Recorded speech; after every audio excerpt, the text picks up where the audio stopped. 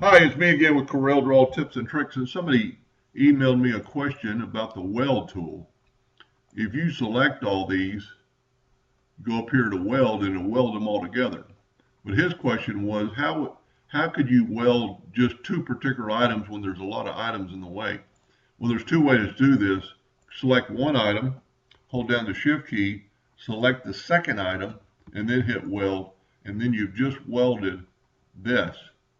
And the other ones have not been welded together. Now there's another way to do that. It is pretty neat. Go to the Windows, Dockers, and go to Shaping, and your weld will open up. And then all you have to do is click on one of them, and then check Weld to, and you can click that one, and it's going to weld it to it. Just like that. But it left the original. So let's go back and let's do this without that. Let's click on that one, weld to that one. And now we've gotten the same thing. It's taken our original piece away.